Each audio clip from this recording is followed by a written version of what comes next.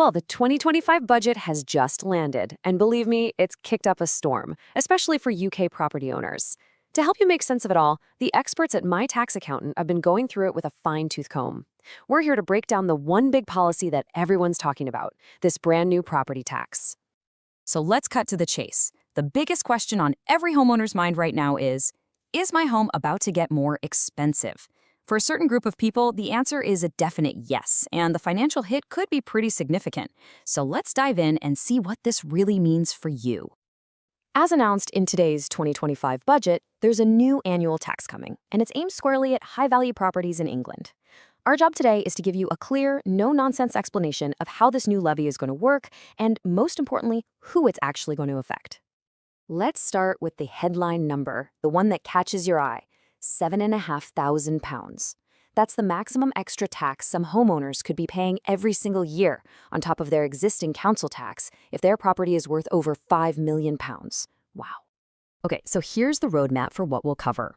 We'll kick off with what this new tax actually is. Then we'll break down the numbers. After that, we'll look at why the government is doing this, what it could mean for the housing market, and wrap up with what you need to think about next. First up, let's get the name right. Officially, it's called the High Value Council Tax Surcharge. A bit of a mouthful, right? So you'll almost certainly hear it being called the mansion tax, an idea that's been floating around in politics for years and is now finally becoming a reality. In simple terms, think of it as an extra annual charge for residential properties in England that are valued at £2 million or more. And here's a really crucial point. This is a tax for the homeowner to pay, not renters or anyone else living there. It's a direct surcharge that gets added right on top of your existing council tax.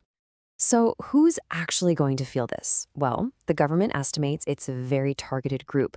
We're talking fewer than 1% of all properties in England are expected to hit that £2 million threshold. And it probably won't surprise you to hear that the vast majority of them are concentrated in London and the Southeast. So, how is this all going to work in practice? It's time to get into the nuts and bolts of it all. The specific rates, those all-important value thresholds, and the timeline for when this actually kicks in. Okay, so the government has created a four-tier system here.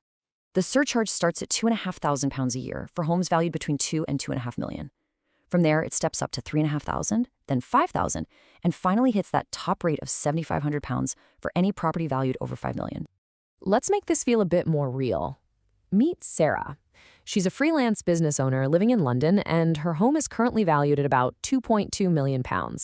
Under this new system, she falls squarely into that first band, which means she'll now have to find an extra £2,500 every year, on top of her regular council tax.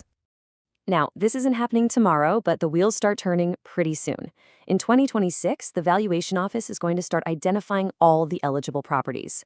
The tax itself will kick in from April 2028, and get this, from 2029, these charges will be linked to inflation, the CPI, which means the amounts are just going to go up automatically over time. And here's a quick did you know for you. While this feels like a big new thing, the idea of a mansion tax has actually been around for a while. It was part of Labour's manifesto way back in 2015 and was even proposed by the Liberal Democrats back in 2010.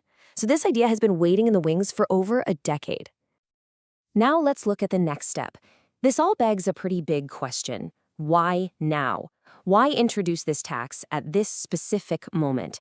To really get it, we need to look at the government's official reason and then see what the financial experts are saying. The government's main argument really boils down to one word: fairness. The Chancellor pointed out a really strange anomaly in the current system. You could have a modest Band D home in Darlington paying more in council tax than a £10 million mansion in Mayfair.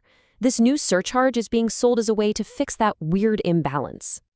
But many experts see a much simpler motive. Plain and simple, it's about money. As Mark Harris from SPF Private Finance points out, the nation's finances are under some serious pressure. This tax is a pretty straightforward way for the Treasury to raise a lot of cash. We're talking an estimated £430 million a year. But here's the crucial thing to understand. This is not the major council tax reform that so many people have been asking for. It's more like a patch, a bit of a plaster, placed on top of a system that's fundamentally out of date. I mean, council tax bands in England are still based on what houses were worth way back in 1993. That's really the root of the problem. That's not all. Here's where things could get complicated for the whole housing market. Stay with me here. The next point might actually surprise you. This tax won't just affect those paying it.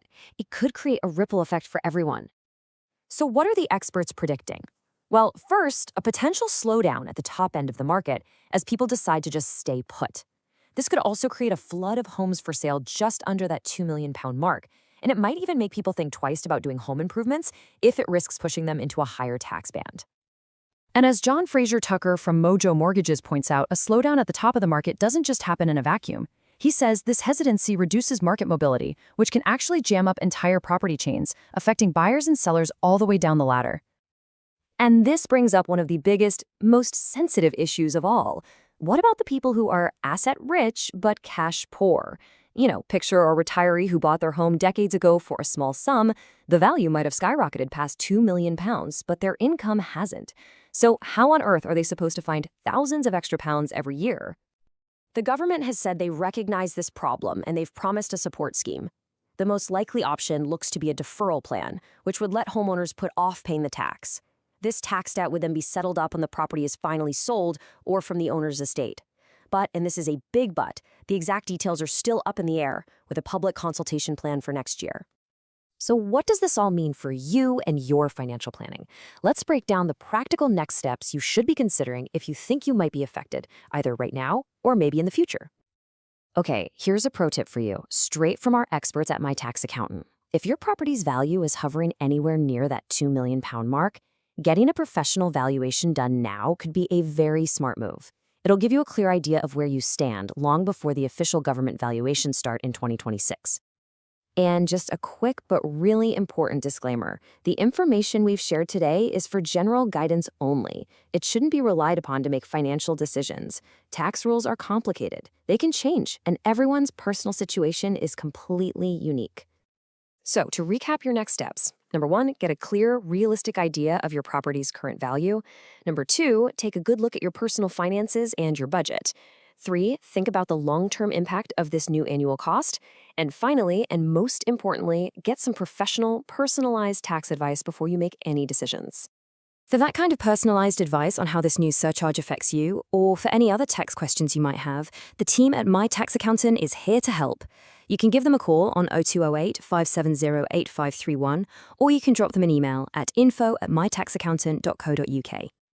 And we'll leave you with one last thing to think about. Today, this tax affects less than 1% of homes. But in a market where property prices are constantly on the move, the real question isn't just who's affected today, but who might be next to cross that threshold. Thanks for joining us.